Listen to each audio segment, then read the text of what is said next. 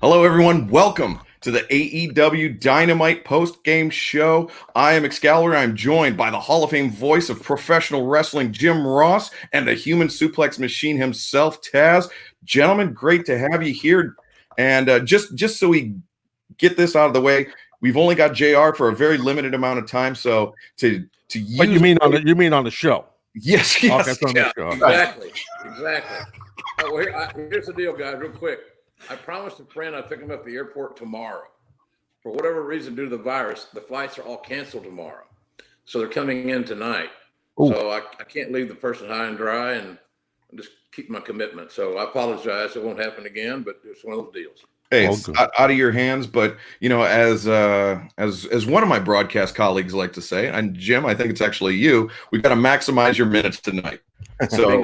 So in the first half of the show, we're gonna talk about things a little bit out of order. We're gonna talk about the TNT Championship matches while we've got JR here. If we can get to more, we definitely will. But for the second half of the show, myself and Taz will break down the rest of Dynamite tonight. And this Earth Day edition of AEW Dynamite did start out with a TNT Championship match. Darby Allin defeated Sammy Guevara to advance to the semifinal round of the TNT Championship tournament. And JR, I thought it was an impressive victory by Darby. I thought it was the best match of the night. That was just my take on it. Actually, the matches overall were very solid. They accomplished what they were set out to do, it seemed to me like. But it's just amazing how much better Darby Allin and Sammy Guevara are getting. They're so far to being at the peak or they're realizing all their potential. Man, these guys are pups. And you can only imagine how solid they're going to be and how big they're going to be in AEW as time goes on. And look, Darby Allin is going to be the sentimental favorite to win this damn thing, whether he can or not. But he's going to be, I think, more folks are going to be pulling for Darby because he's obviously Taz, the underdog. Yeah, no, I agree, Jerry. He's the underdog. And I agree with you saying about both, you know, Darby and Sammy being so young and being pups and all. And the cool thing with these guys, and you guys, I think you guys would agree, they're both so innovative in their offense. And each time you're going to see these guys wrestle over the next several years or for forever how long, these matches these guys will have, because they're so innovative, they're going to challenge themselves to do different things. And it just really exemplified their athleticism and their toughness as guys that are not 260 pounds, but it doesn't matter because their athleticism is just so impressive and their gumption. I just love watching these guys work. I thought there was some really good grappling tonight and all through the card, fundamentally sound. But the match, Taz, good point about the innovation. And we all know that we all got to keep improving our game or you get caught in that damn comfort zone and you either go to break out of it and grow or stay in it and die. These kids are hungry, man. So I thought it was some good grappling and the way that Darby won the match I thought was really sound, good, solid wrestling. Yeah, I think the really cool thing for me about this match is that it was totally different from their match at Revolution, just, you know, in February 29th. Right, so, that's my point, you know, that's it. And the really cool thing, I thought, from a storytelling perspective, is how it played off not only that first match, but Sammy's actual, you know, that ankle injury he got on that Dynamite before Revolution when he was springboarded in and Matt Jackson caught him with that brutal super kick to the face. Sammy actually rolled his ankle on that move. He still was able to wrestle at Revolution just a couple days later, but that then became Darby's focal point for this match. And so Darby, rather than being the high risk, you know, throw caution to the wind guy, actually had a nuts and bolts scientific approach to this match, which this is, I believe, the first time we've seen that out of Darby in AEW. Yeah, and smart to rip off, and Jay, I'm sure you would agree, to rip off, to point you just made, Excalibur, but to rip off the boot, you know, the wrestling shoe off of Sammy to go after that ankle. And then, as you said, the awesome way he won the match with the Last Supper with that leg submission, kind of like a version of he starts it off like a scorpion leg lock. Kind of it's not an Indian death lock. It's a really good inversion the way he does that. I mean, and he's so athletic and so flexible, Darby. But yeah, good point on that deal with the ankle. But JR, did you like the spot where he took his shoe off, took his boot off? Yeah, I did. Yeah. Very, like I said, the only time I've seen it before as effectively utilized in a match of this importance was on Raw one Monday night when Mad Dog Vachon got his his prosthesis pulled off and his removed leg. A little gritty, but nonetheless, this is a better deal. It was wrestling tonight. This was wrestling tonight. And I got to hand it to all these kids that came in to get their chance, their chance to shine. There was no stinking matches on the show tonight. And a lot of kids I never even seen before, which doesn't mean a lot. I get it. But nonetheless, I was really impressed with everybody's effort and the solidness of the matches. So really a fun show to watch, quite frankly. Yeah, I thought another cool aspect of Sammy and Darby, how they built off their previous match, their previous encounters. You know, when the inner circle, when Sammy jammed the skateboard into the throat of Darby, was right at the end, that finishing sequence where Darby went for the coffin drop. Sammy caught him in what I call the GTH, the go to hospital, that torture rack into the almost go to sleep. But then Darby was able to counter that into the Last Supper. That's like if you watch this match in a bubble, that's a pretty cool sequence. But if you watch this match right after you watch the match from Revolution, and then these are guys that are signed long term with AEW. I guarantee this is not the last time we see a Sammy Guevara Darby Allin match. And shouldn't. Yeah. Oh no. I hope not. I hope not. and I bet that their next encounter will then build off of this encounter, where and so it behooves the audience to kind of pay attention, and it creates some long-term storytelling, long-term organic storytelling. And that's what really good professional wrestlers do, as you guys know. It's storytelling. It's physical storytelling. And, it doesn't matter no matter what company you work for, if the company is not hypothetically staying alone with your story, not like this, or announces, or whoever, or social media, you as the competitor, you and your opponent, if you have a string of matches, you want to keep that storytelling, for those fans that are really paying attention, or for you and your opponent, because that's the physical storytelling of storytelling. Just keep connecting those dots, man. Make logical, make common sense, and fans will buy it. How many times do you think that Jack Briscoe and Dory Funk Jr. wrestled? 1,000? Yeah, I would think a ton. Yeah, and they kept selling tickets because people that had seen them before go an hour Broadway, an hour draw, were so damn entertained by the physical aspect of real wrestling. And I thought we saw little bits of everything there tonight, but I was expecting high flying in that first match, but and the match stuff was really good. Yeah, and there's a little bit of everything that first match, but they really showed some good fundamentals. Oh yeah, but the show was just tight, and considering the conditions those men and women are working in, was pretty astonishing. I thought it was slick. The videos are great. I'll get to it, I'm sure. The Scorpio Sky piece, I thought was money. I loved it. I thought that. Hey, another thing I heard Shivani probably said it in passing. I'm a believer that his name should be Mr. Brody Lee. But I think that is but they kept calling him Mr. Brody. Right, but I'm just Mr. saying, Brody Lee. I agree. Yeah. It makes him a little bit above people. Right. And we've all known people in wrestling that thought they were above people. And Mr. Brody Lee is right there really well. Just saying. It's all, come on. Yeah, no, I know. Just so Darby defeats Sammy Guevara, and that means that next week Darby Allin will face Cody Rhodes in the semifinals of the TNT Championship tournament. And this is a rematch from their 20-minute time limit draw all the way back at Fyter Fest just about a year ago, last June. And that was Darby's debut with AEW. And, JR, I'm sure it was the first time that you had seen Darby. And it was. And since then, his growth, and I mean, not just like his growth in terms of fan reception, but his growth as an on-screen personality has just is been astronomical. He's produced some of the best vignettes that we've aired since we went on the air. And that shows that how hard a guy wants to work, how bad he wants to be a star, and how bad he wants to contribute.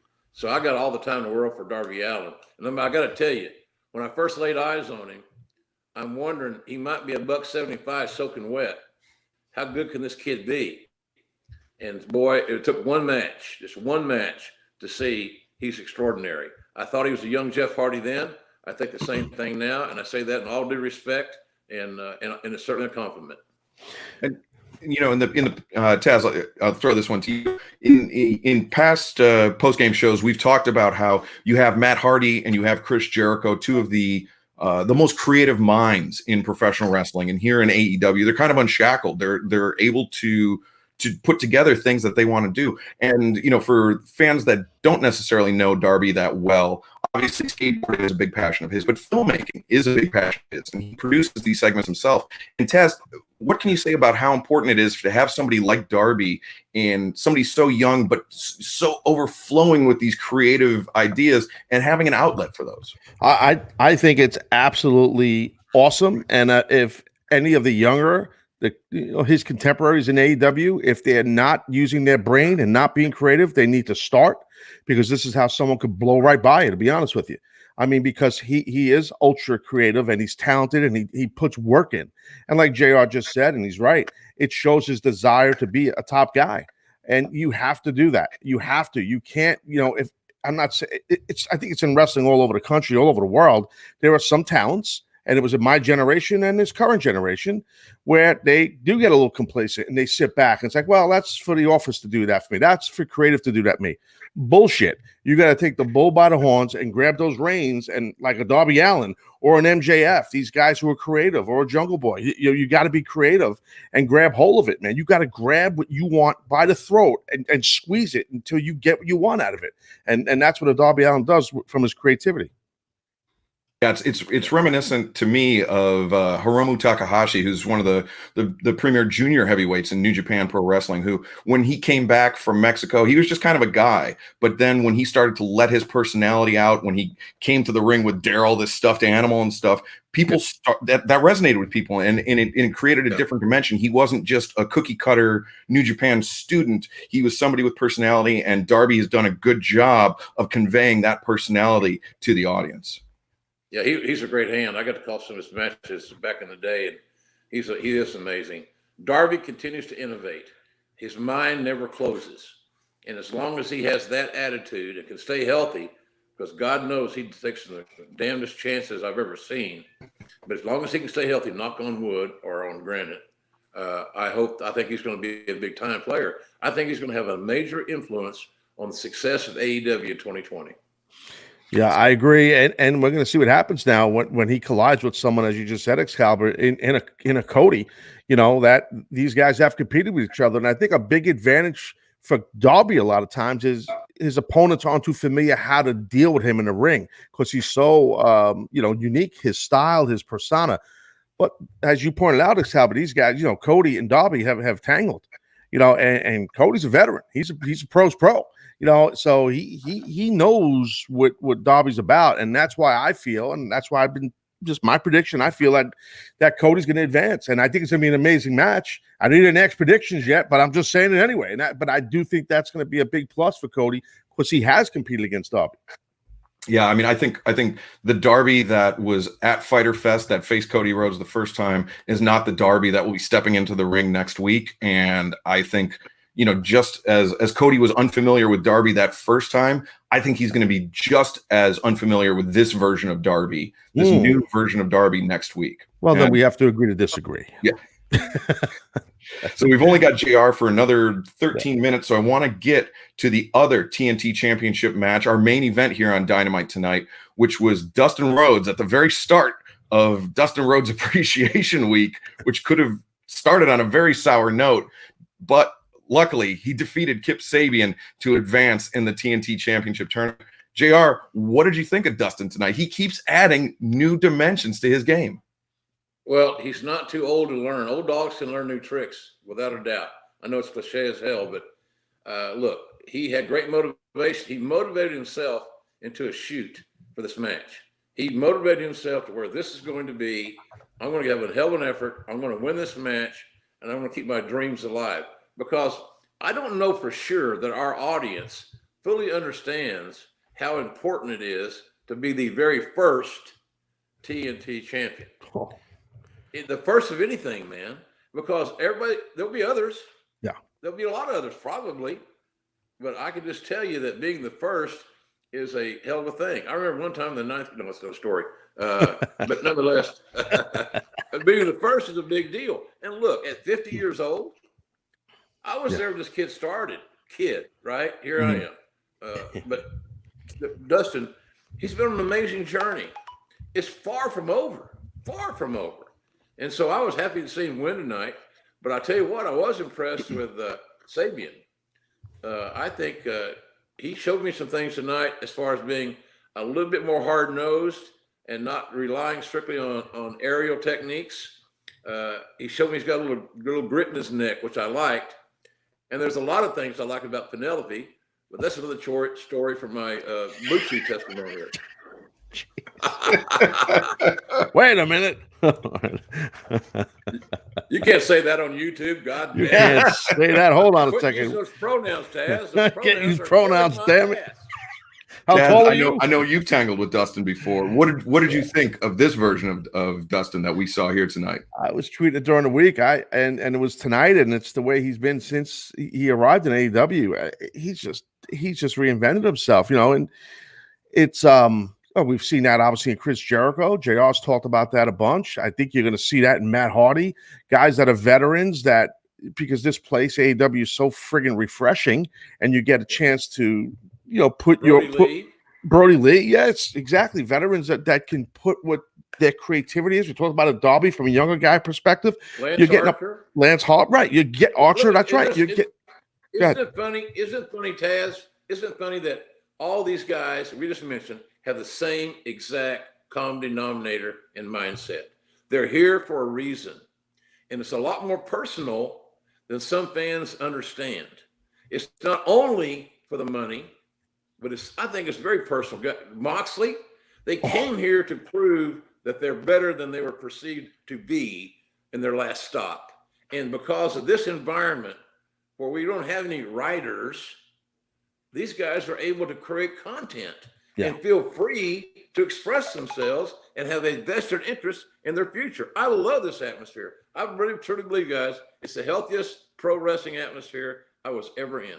And that's a long time. And that's saying a lot coming from someone like you who's been everywhere and made a lot of money everywhere and done business the right way everywhere. But with Dustin, and that's why I named these other guys, because they all kind of like a rebirth in them. And that's what Dustin is. Dustin is kind of like, I don't want to sound like it's a friggin' overstatement, but I really feel this is the best he's been in years from a cardio perspective, a muscularity perspective, his flexibility. I mean, I get living. Everything, clean living. Yeah, his mind is so clear, and I get to the buildings early, and I'm there with him. We shoot the shit all the time, me and Dustin, dude. And I'm telling you, it's like he's 25 years old again. It really is. So I'm just glad he didn't lose, because if he lost, he'd have to retire.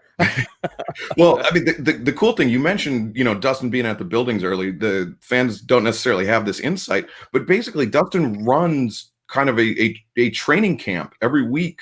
In the mornings before Dynamite, and anybody that wants to show up can. And Dustin is so passionate about, handing off to the next generation, leaving pro wrestling in a better place than where he found it.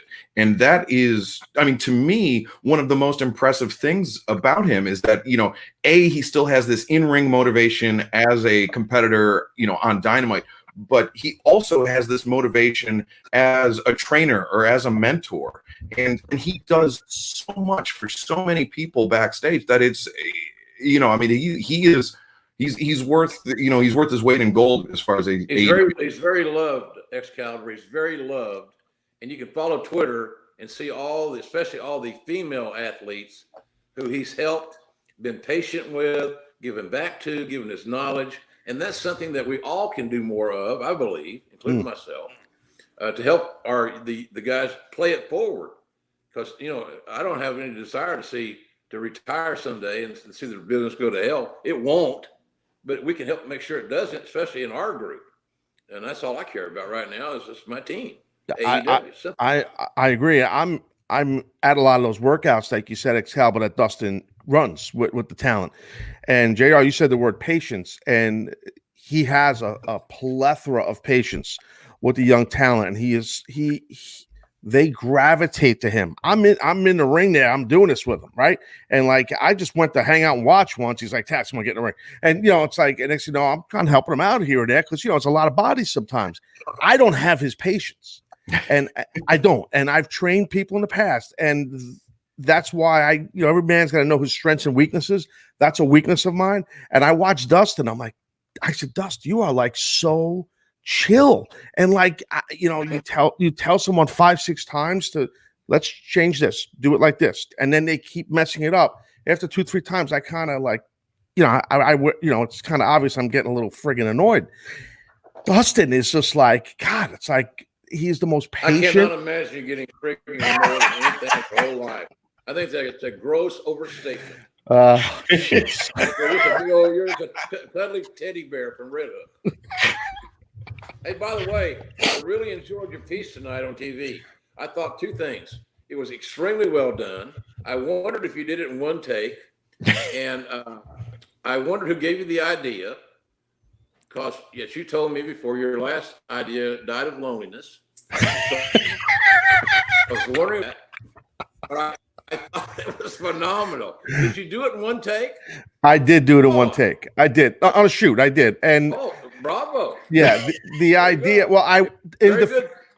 But let me just explain. I did watch the footage, the package, before I voiced it. I did watch it 2 or 3 times.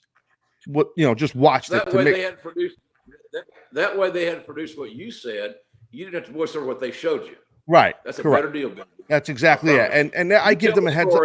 Right. I give them a heads up of kind of what I want to break down. But, those guys are great in the studio, and Kevin Sullivan leads the thing up.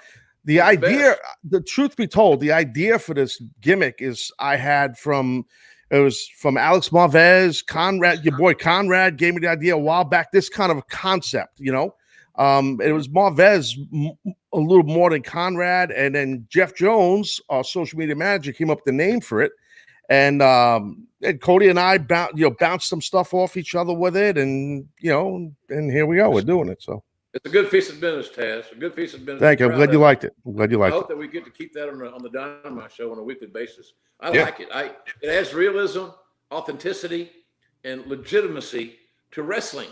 God damn, what a concept! Yeah. What a concept. I just came up with a concept. God damn it.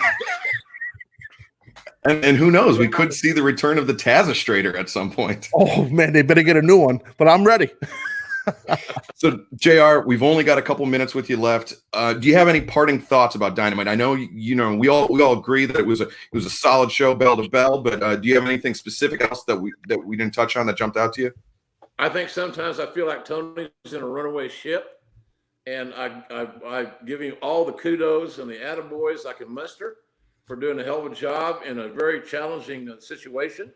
I think Chris Jericho is much better. Like tonight, he was absolutely outstanding on many occasions because he was being cynical and being a villain. He wasn't looking for laughs, and he and I spoke as much about that. He's done a great job. He's found yet another career he can master. So he was just phenomenal. So I thought the broadcaster was good. I thought the Brody Lee piece was good. And I still think he's Mr. Brody Lee. Oh, the Scorpio Sky piece. Scorpio Sky, yes. That was money, boys. Hey, I've always thought, I'm not going to come in and try to upset the apple cart, but he's on an established tag team. But Taz and both of you guys have been in the ring. I think you would somewhat agree that at some point, if you are a tag team guy, you got to know. I've got to know. That's what that lady at the desk at one of the motels asked me to take a picture of Andre the Giant in the shower with a Polaroid. So she says, I got to know if he's really Andre the Giant. I never heard that story. Oh my God. All the years I know you and traveled you, I never heard that story. That's tremendous. True story, man. Man, that is the great funny. thing, she offered me $50 to do it. And I turned her down because I thought if I got caught, I'd be killed. And I was only making $25 to $40 a night then. So I told Andre about it, full disclosure. And he said, you should have done it. We'd have split the money. All right. So anyway, I thought the opening show was really good. I thought the Brody Lee piece was good. it was great work of Scorpio Sky. I got off the topic there, but he's got so much potential. Oh, And as a tag team guy, Taz, come on. yeah. You gotta know, man. I gotta know. Listen. What do you know about him in 2020? This could be a great year for that kid. I really believe that. He's tremendous. And Calb, I know you know him. You probably know him. He's a Cali guy. You know him a lot longer than I know him, and JR knows him. But he is the real deal. He's not a rookie either, as we know. He's been around for a lot of years, several years. But he looks like a young kid, but he's not. But he's the whole package, man. He's great. He's one of the most gifted athletes I've seen in our company. Best drop kick. There's a better pure athlete in our company than him. JR, before we let you bounce, I mean, you've seen a lot of great drop kicks. I got to tell you, in modern day pro wrestling, I think Scorpio Sky might have the best drop kick. Seriously. Right. Drop kick's unbelievable. I would not argue that. And the other thing I thought about that real quick before I bolt head to the Oklahoma City airport is I thought the referee should have stopped the match with Wardlow because his opponent was defenseless. I think it would have been a great conclusion that we have not seen overused, and it fits the guy's character to a T. Nobody lasts against Wardlow. That's how you build a freaking heel. I like that. He annihilates. He eats people up and takes a giant dump for their mom and daddy on their yard. Yeah, he don't care, but he don't care about winning. That's the gimmick. He don't give a shit about winning. He just wants to beat people. Right, wants to hurt people. That's it. And the referees are responsible enough to step in and say, "That's it." Yeah, I like that. This guy can't defend himself. And in the real world of sports, that's what would happen. Sure. So anyway, all right. Hey guys, have a hell of a next 30 minutes or whatever you're going to be on. Yep, we're gonna go. JR. Thanks for joining us. All right, JR. Safe travels. We'll talk to you soon. Have fun. Take care, man. Guys, take care. See you, brother. Take care, man. Thank you, buddy. Bye-bye. All right. Am I still on camera? I'm naked. Well, I want to remind everybody that's such a worker. He knew the gimmick was on. Yeah, so he's such a worker. But if you're watching us on YouTube, Facebook, or Twitter, we've got a question for you, myself and Taz. We've been talking a lot about the TNT Championship tournament, who we think we're going to win. We've kind of run that into the ground. We want to know, who do you think is going to be the first person to challenge for the TNT Championship? Get in the chat. Let us know what you think. Myself and Taz will have our answers a little later on. We're going to break down a little bit more about Dynamite here tonight. Taz, Kenny Omega, another very impressive performance against Allen Angels, who, frankly, hung in there a lot longer than I expected. Yeah, and kudos to Kenny Omega going in there and shocker, the best bout machine can have a hell of a match with with my iPhone. I mean, he really can. I mean, he's that friggin' good, the guy. I mean, he's unbelievable. No knock on Angels. I thought the kid looked excellent. He did. I mean, he had an opportunity. There was openings for him to do certain things. And if we're going to pull back the curtain for Kenny to be generous, let's be honest. Let's be honest. And the kid took advantage of the opportunity, and you got to tip your cap like you just did. He was excellent. Squander that opportunity. He was a good showcase for him. And I mean, actually, Jericho said it in the broadcast. This is a match that he could put on his reel that he'd say, I had a match with Kenny Omega. And this is something that will help him. And Allen Angel's a very young guy. I believe he's only 23 years old, and he's got I'm sure a long career ahead of him. And this, I believe, is going to be one of the the big moments in the early part of his career. Absolutely, and that young man will take that match, and he's probably watched it now. Tonight he's probably watched it 3 or 4 times in a row. He'll watch it tomorrow a bunch of times, and if all this stuff wasn't going on with this virus all over the country and all over the world, the kids' bookings would go through the friggin' roof on the indie scene. You know what I mean? But everything's so hush, quiet. Everything's shut down, and so. But I mean the true professionals, the true workers will find a way to keep that momentum going during this kind of lull period. And that way, when, things get a little bit back to normal, there will be demand for these guys. Yeah, you're right. That's a great point, because, you're getting a chance to go on big time, legitimate, national TV, or in cases, worldwide TV. And you're getting an opportunity to apply your craft against arguably the best pro wrestler in the game today. I mean, or one of the top 5 pro wrestlers in the world today. I don't know if is that an overstatement? I don't know. Maybe. No, I don't think it's an overstatement. I mean, so, and you go in there and you get a chance to do that on a platform like that, like we have on TNT and stuff. That's huge for that young man. So congrats to him. But well, and I mean, the other, we've already seen people make the most out of this opportunity. Anna Jay, had that match with Hikaru Shida, and that led to her getting signed by AEW. So, dude, I believe she has like 8 matches, 7 matches. Is that a shoot? I don't know. I mean, she doesn't have a lot, but I think I could have sworn it was Cody who.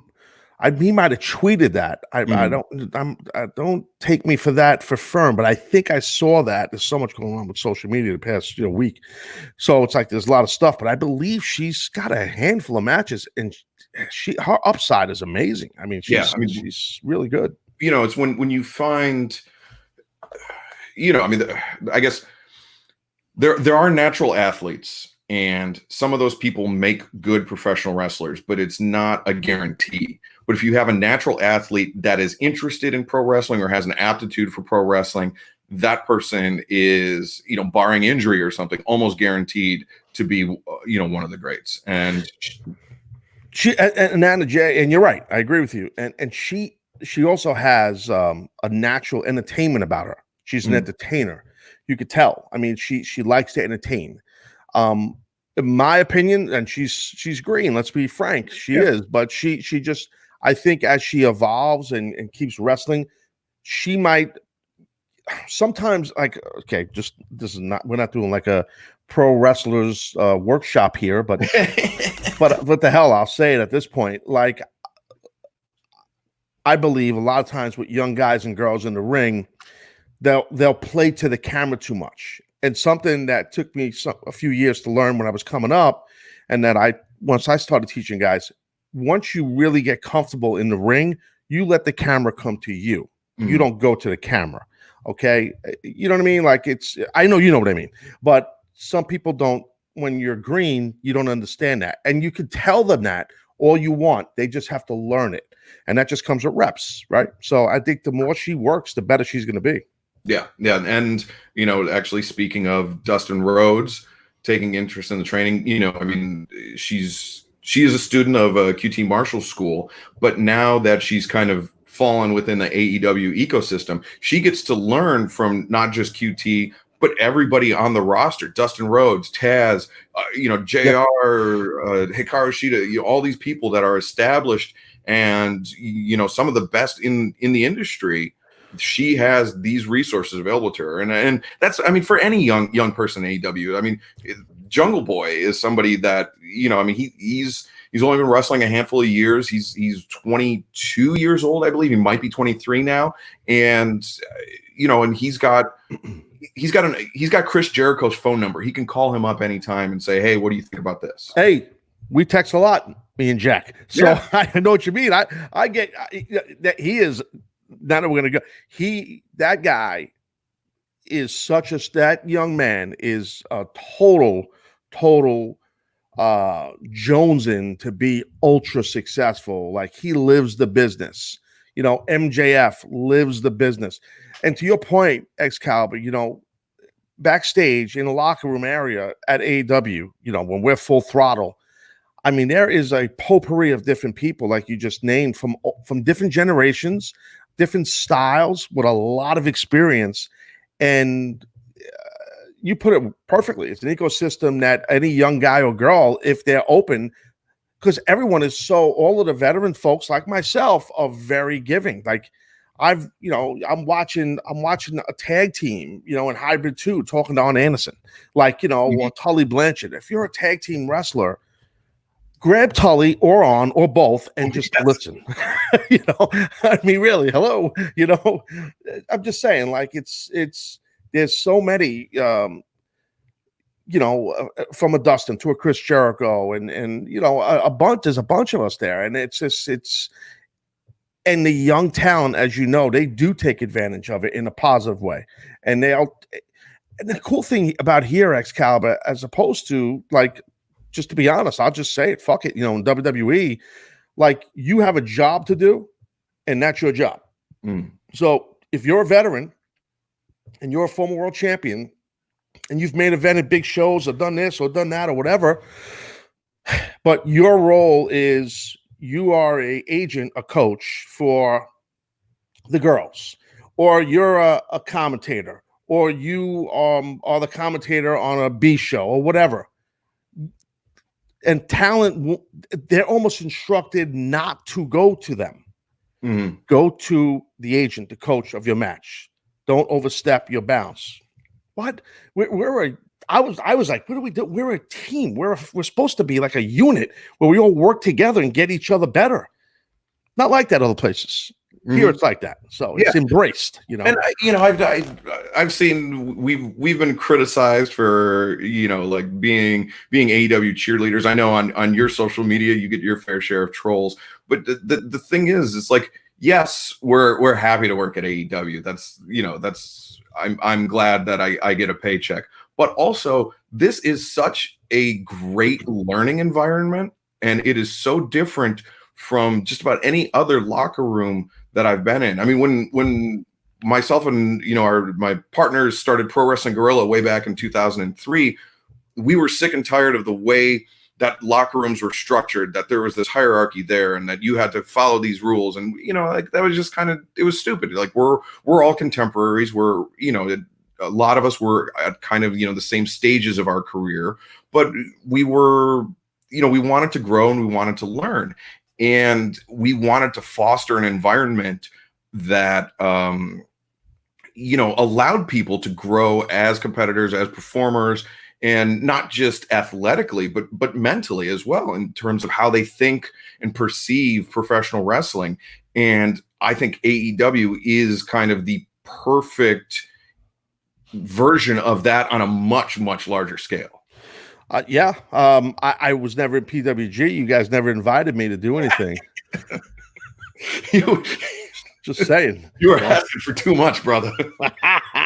I was always a mark for it, though. The first time I met you in Philly, and I told you we were sitting at the bar there at 2:00 in the afternoon. Hello, and we were talking for a while, and I was marking out. I'm like, yeah, I was a big mark for the PWG gimmick. I mean, everything. I love that shit. It was great. It was like a. Kind of like it was weird. It was like, I wasn't like ECW, but it was niche-y like ECW, but it was definitely SoCal feel, like it's kind of got that certain, I don't know, man. I just always marked out for the logo. I got to ask you now that we're talking about it. The gorilla gimmick. Whose idea was that?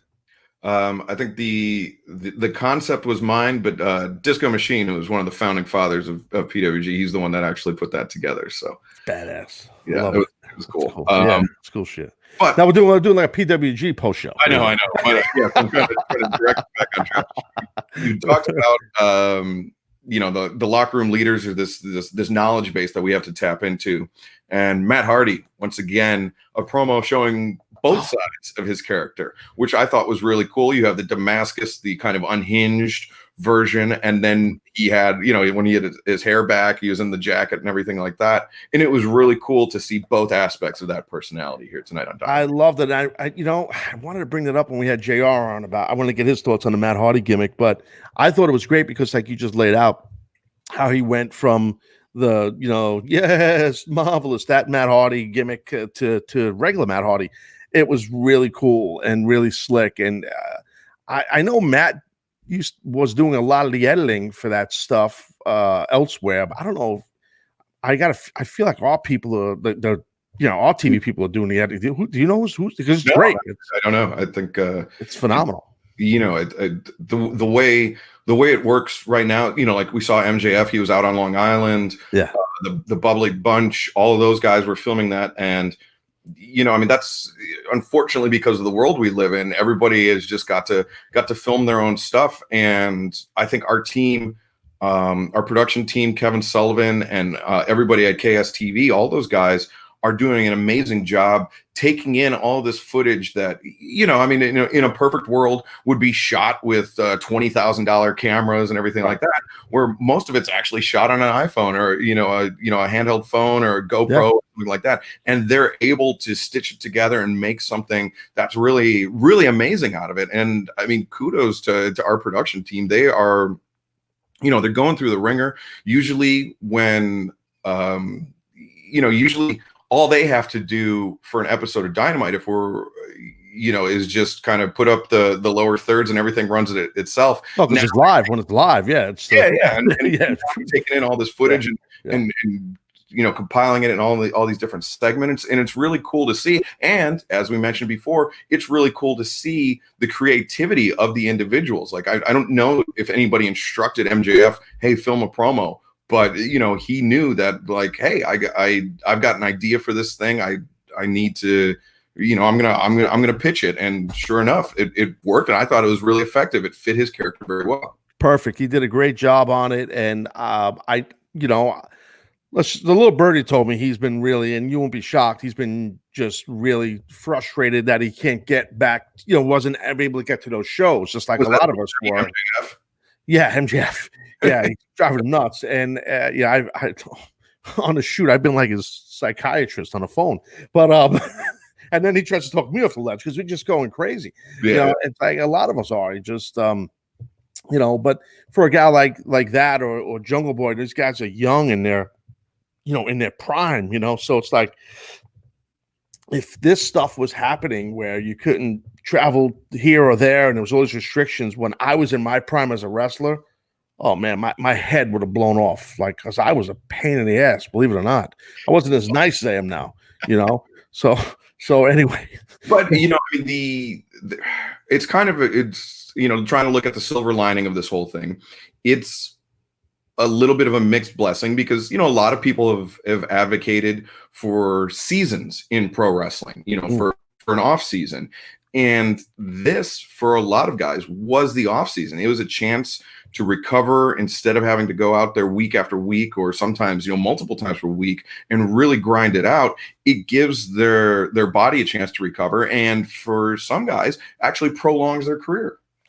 Yeah, it does. It definitely does. There's no doubt about it. And, the inside term is, for those that don't know, it's your bump card, right? There's only so many bumps you have on that bump card. It's an imaginary card.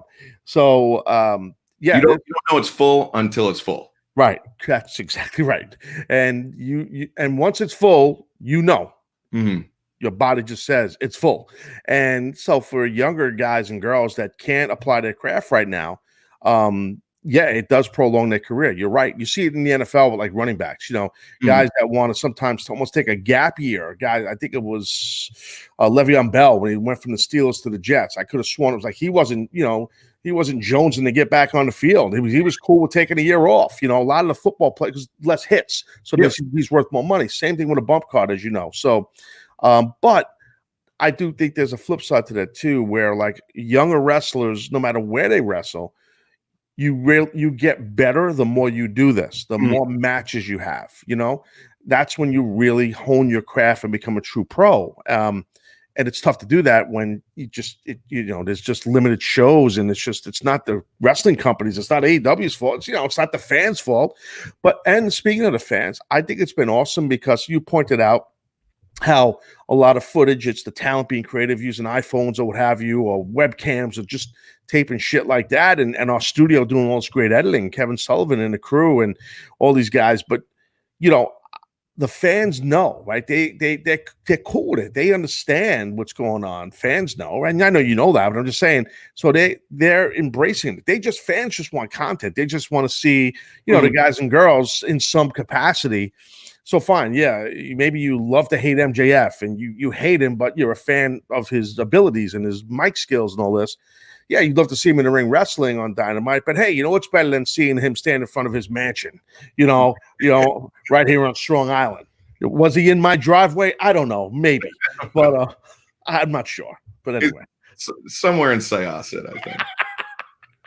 But yeah, you're exactly right. this for somebody like MJF, this is really tough for him. For somebody, Jungle Boy and these guys that were just catching fire or had already caught fire, for now there to be a downturn, and that is frustrating. And also for just the wrestling world and for everybody, that is out of a job or they have a limited hours or whatever that is.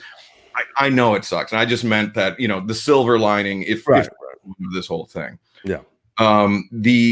Speaking of MJF though, we saw Wardlow. We saw a dominant match by Wardlow, and JR brought it up. I do agree. I think a referee stoppage would have been cool. Yeah. We saw Brody Lee kind of run through Justin Law. Similar type matches, unfortunately, but Wardlow looked dominant. Brody Lee looked dominant, and we've got Wardlow, Brody Lee, Lance Archer, three just absolute behemoths, giants. It would be cool to see all of them in some form or fashion face off somewhere in the very near future. I remember like when I came up in the business, and during that time, everybody was gigantic. Everybody was huge like this. There's a huge difference, though. The athleticism of these people you just mentioned. Yeah. I hate to knock some of the guys of the generation before me or during my generation that were big, huge fucking guys, but like Taz, I don't know them, so I'm just gonna say they were stiffs. Well, yeah, and they like these dudes today, like the guys that you just mentioned, from Brody to Lance and stuff like that, and the size they are, and Luchasaurus, the way these guys can move, and the muscularity on them, and the quickness they have, and their cardio. Yeah, the only thing they had in common with the guys of yesteryear was that they're 6'5", 6'6", 6'7". But they have a lot more lean muscle mass on them, and they're a lot more cardiovascular shape, and they're just better friggin' athletes. So it's scary to see like a lot of these bigger guys with a mix of some amazing athletes that aren't as big in AEW. That could make, and that will make, for like amazing matchups. Now next week, so I think we're going to see Mr. Brody Lee against Marco Stunt, I believe. Yes, and we saw a couple weeks ago Marco take on Lance Archer.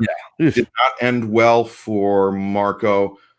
My prediction, Taz, to borrow a phrase for Brody Lee and Marco Stunt. My prediction. Mr. T, oh, you did miss the T. I know it. Son of a bitch. And I tried to upcut you, and you got my mic cut out. Just steamrolled you. I knew you did. I knew you were going to do it. I just do it. But you got to do it like Clubber Lang. Prediction. It was the best line ever. Who was your best? My favorite Rocky was Rocky 3. That one. You? What about you? Rocky 4 kind of hit. Rocky 3, I think I was like 4 or 5 when it came out. Rocky 4 I was like 8 or 9. Rocky 4 was Drago Jones. Yeah, I'm Drago. And actually, a little piece of trivia about Rocky 4. The song "You're the Best Around," which was the theme song for Karate Kid. You wrote that? No, I did not. I believe. Oh shit! I can't remember. But anyway, that song was actually originally written for Rocky 4. For the montage where I think they used "Hearts on Fire," where he's like going through the Russian mountains and training and doing all that stuff. Because if you listen to "You're the Best Around," there's a line in there where he says history repeats itself. And that was the first time Daniel LaRusso won the All Valley Karate Championship. So I'm not sure what history was repeating itself, but it would have been the second time that Rocky Balboa overcame seemingly insurmountable odds to beat an overmatched opponent. So there you go. Dude, I just want to know which one you like the best, but thank you. That's insane trivia. I know you well, so I'm not even going to ask you how you know that, because you're like a friggin' encyclopedia. That's how you know it. It's just Osmosis Jones over there. There it is. Well done. You're a modern day Mike Tenay. So I threw it out there when JR was leaving, but we would like to hear from you guys, everybody that's watching on the stream. People they're watching right now, right? On Twitter, Periscope Jones, right? Facebook. Yep. And good. Yeah. So, thank you guys, A, for watching, and B, who do you think, or who would you like to see be the first AEW competitor to challenge for the TNT Championship? Taz, we've got 4 men left in the tournament: Cody and Darby Allin next week, Lance Archer and Dustin Rhodes next week. We have the potential of seeing another Cody versus Dustin. We could see Lance versus Darby, or some combination thereof. But whoever walks out of the TNT Championship on May 23rd, with the TNT Championship on May 23rd, who would you like to see them defend it against first? So you're asking me this, or you're asking me this. All right. Well, we picked who we think's going to win the tournament, the TNT Championship, right? So I've been on record saying I feel Cody will win, but let's say it's not Cody. Let's say it's Darby who wins, or let's say it's Dustin or Lance. Who would I like to see challenge for the TNT Championship? Well, I'll give you some time. Obviously, we have the top 5 rankings here. I'm just trying to, I need some time to think. Listen, you don't understand. Like, that's riveting streaming live content. Watching people ponder.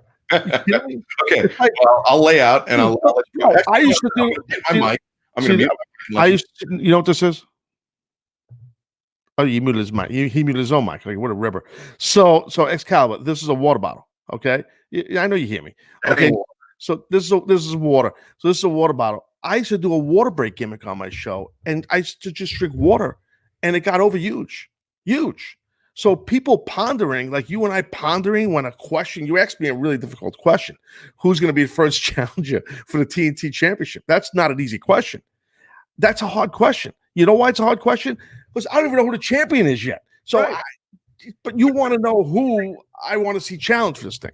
I mean, do you think it's somebody that, potentially gets knocked out of the tournament early, like a Shawn Spears or something like that? Or perhaps somebody that wasn't even involved in the tournament, due to these circumstances, these worldwide circumstances, like somebody like Pac or somebody like that? Okay, well, it's funny you said, because I was thinking Pac and I was thinking MJF. So, my opinion, no knocking anyone who's been, let's say, Spears or Colt Cabana, who's been knocked out of the tournament, or Sammy G. I'd almost rather see someone who, because of the travel stuff, who couldn't, to your point, like an MJF or a Pac, somebody like that, get a shot at the first time, whoever that TNT champion is. Maybe it is a Mr. Brody Lee. Yeah. Right. So I don't want to be on a fence Jones here. I got to give you an answer. I'm going to go with Pac. How about that? I'd like to see. I think that he's a guy that would be. He could be a champion in any class, any company, anywhere, in any type of champion. So I would say Pac. I'd like to see him go after whomever that champion is for the first ever challenger towards a TNT champion. Yeah, I tipped my hand a little early by mentioning his name. Pac was actually my pick. Come on, no, I will Jones. Really? Oh, watch that. What's that? Who? It'll be really cool. His partner in Death Triangle, Ray Phoenix. I mean, think of those 4 potential matches, and I think those are 4 matches. I am almost certain 4 matches we've never seen in AEW before. Singles with either Cody, Darby, Lance, or Dustin. Ray Phoenix versus any of those 4 guys. That would be awesome. That would be awesome. I'll give you a completely different name. Orange Cassidy would be an interesting challenger. Mm-hmm. Yeah, I think so. I don't think you're buying that because you didn't really sell it at all.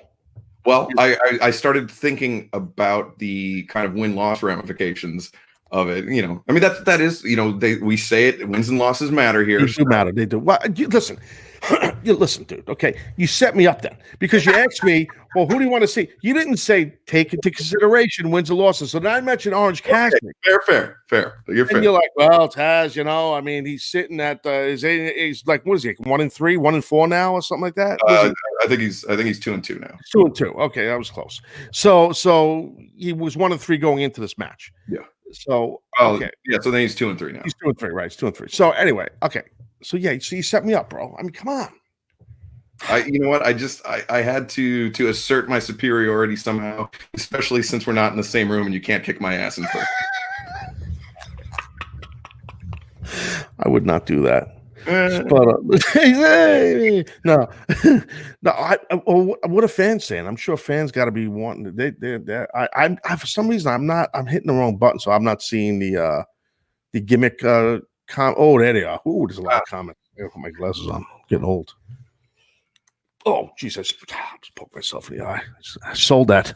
Yeah, Adrian Harper Jr., Pentagon Jr. is awesome, and I think he would be an awesome pick also to face whoever comes out as the TNT champion. Trent, yeah. Yeah, Raku says he'd like to see Luchasaurus. We got the on the bottom of the screen right there. Look. Oh, that big lower third that says "How about Trent?" From Craig Guy 696. That big thing right there. I'm looking over here. Look at that over there. All right. Yeah, Hangman, another one that we haven't seen in a couple weeks. That due to the travel restrictions, he just hasn't been a part of Dynamite. And yeah, I think Hangman is poised for a big singles breakout sooner than later. Thank you, Nathan Buford Wyatt. It's important, Excalibur. I've done a lot of this stuff. I interact with the people all the time. You know that. I'm a man of the people. You need to shout them out. Otherwise, they'll get pissed at you. So, like Ultra Enforcer right there. He's saying Christopher Daniels. Yeah, I think he is that Christopher Daniels in his avatar? I don't think it is. Yeah, I think that was a guy who used to drink beer. Santana would be cool too. I mean, actually, now that we're getting all these answers coming in, it reminds me of how many super talented guys. Oh, Cesar Durham, Taz versus Excalibur. Oh man! But we've got so many talented guys and girls on the AEW roster. It's we've got an embarrassment of riches here. Bro, if you know what, if I came out of retirement, maybe I should wrestle you. I'm not coming out of retirement. At least I'm going to wrestle you. Potato Jones. All right. Maybe not. I got a lot of receipts coming. I know that. Oh God. All right. So you shit on my Orange Cassidy idea. Well, I think Laura Ingalls Wilder in the chat said Orange Cassidy. So yeah, it's a good one. It's a good one. I don't see the what do you call it now? Maybe we okay. There it is. Like Stafford. Wow, man. Stafford. He wants Excalibur for the first TNT. Well, he'd be the second. He'd be in the tournament with the first. You're over with Blake, brother. Yeah. Well, I think we're winding down. We're nearing the end. Thank you everybody for your predictions, or not even your predictions, but you're letting us know who you'd like to see. Taz, any parting thoughts? Anything you watched recently? Anything you listened to? Any podcasts, movies, TV? No. Okay, cool. No. I don't listen to anyone's podcast except my own, and I ended mine. So I listen to old ones, and I just laugh. I put myself over. I do that. No, I'm joking. I don't do that. I mean, I was buying it hook, line, and sinker. No, I don't listen to podcasts much. I don't. But I did not. You suggested a gimmick, and I saw the promo for it on Netflix or whatever it was. Devs, I believe. Yeah, dude, that shit was weird. So they lost me on the promo. Oh wow, okay. You know what like, oh wow, okay, you really engaged. Yeah. No, what I did watch was the Dino Bravo Dark Side of the Ring thing on Vice. Did you see that? I haven't seen it yet. I DVR'd it. I just haven't got around to watch it yet. It's sad, but it's they do a good job on that. But it's this one I think was one of the better ones. Yeah, there's the cool aspect of the Dark Side of the Ring stuff, especially with guys like Dino Bravo. Is my only knowledge of Dino Bravo really is from when he was in WWF. Like I guess mid 80s, right? And that's really my only experience with him. And and just one day when I was a kid, Dino Bravo just wasn't on TV anymore, and I never really gave it much thought. And so to get some insight into the true story, or this version of the true story, whatever it may be, is interesting, because some of the guys like Andre the Giant, his story is very famous. There's a lot of there's books, documentaries, movies, and all that thing. Actually, Pat LaPrade just I hope I'm pronouncing his name right. Just had his book on Andre come out, and I just started reading that. It's very, very engrossing. I'm really enjoying that. But Andre is somebody that's very easy to write about. He's somebody that's so widely known. But a guy like Dino Bravo, nobody's really writing a book about Dino Bravo or anything. Right. So to get featured in this aspect is really cool. And you will get the answers to those questions that you wondered, like because I was the same way. I never worked with Dino. I'm younger than Dino Bravo was, but I met him one time. It was like I had a tryout match with WWF, many moons ago, like I don't know, like 1991, maybe it was 1990, and he was kind of out, but then he came back for a couple of shows, but he was still out, and I met him. I didn't really know the guy. I knew people who knew him, but yeah, this thing they did on with Vice, they really you're going to learn a lot about him and how he broke into business and stuff like that. They I don't want to spoil it for you. You'll like it. His family in it. You'll like it. It's sad, and the guy was killed. I mean, so he was shot multiple times. So it's pretty heavy. I mean, like you will like it. I know you, and you'll like anybody out there. I mean, I have nothing to do with these guys, but if you're a wrestling fan, watch this one. This one was real good. Yeah, I'm looking forward to watching it. My TV recommendation of the week is Better Call Saul, which just ended their 5th season, I believe, on Monday night. It is, kind of a prequel to Breaking Bad, and where Breaking Bad was Taz. No, I'm mad. You know what I'm mad about, dude? And I'm just interrupting because I'm so not cultured, and you are, man. Like, it makes me mad. You depress me because, like, you're so like cultured, man. Like you're so deep. So many layers to you. Like me, I'm watching fucking Seinfeld and old Taz matches in ECW. Like that's what I'm doing. What a loser. You know what I mean? Like really, I'm watching the missing link from the Madison Square Garden wrestling against ST Jones. I'm loving it. There's nothing wrong with that. I mean, it's the shit you're watching, dude. I'm lost over here. I'm like a bum. You seen Breaking Bad? My wife, she saw it. I didn't see it. I think it's worth your while. I think it's something that would get the Taz seal of approval. Bald-headed guy with the goatee. Yeah. Because so Breaking Bad was kind of like the action movie. Drug dealer. Yes, yeah. And Better Call Saul is kind of like the more thriller, like an action thriller version of that. And so they're two, they're set in the same universe, but they're two completely separate style of shows.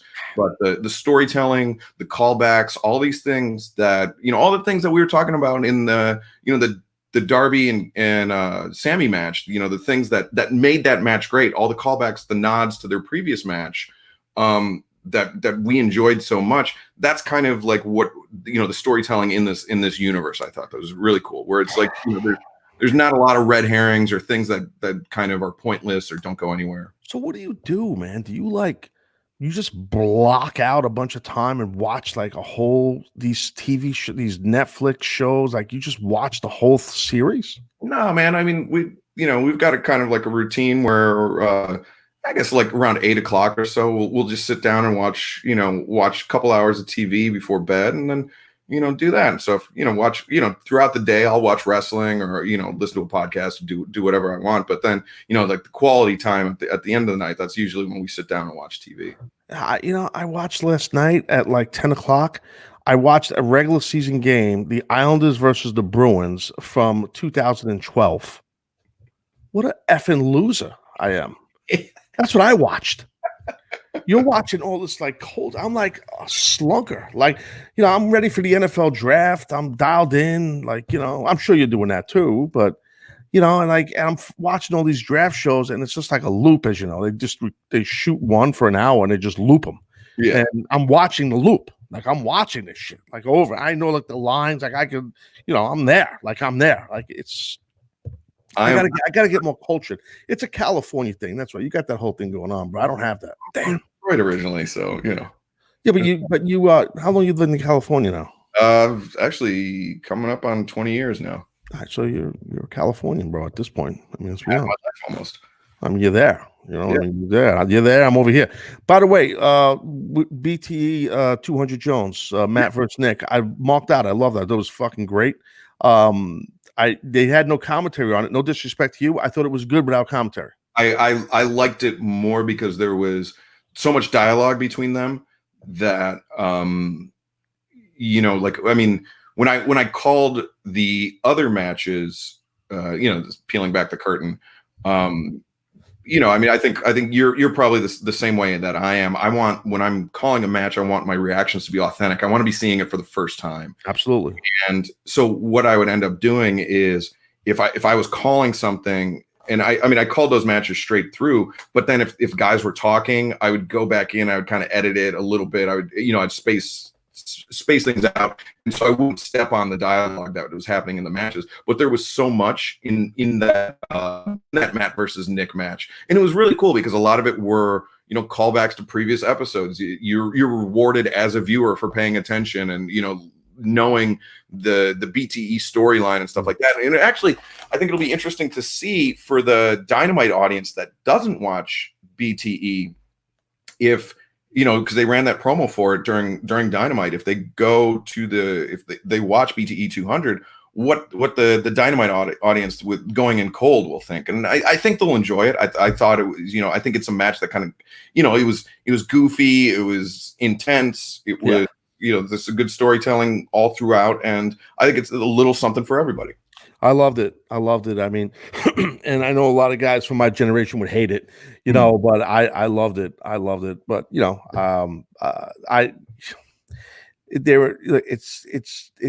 kind of went back to their roots of doing stuff in the backyard. Not that I'm condoning backyard wrestling, but that's kind of what their thing was when they were young guys.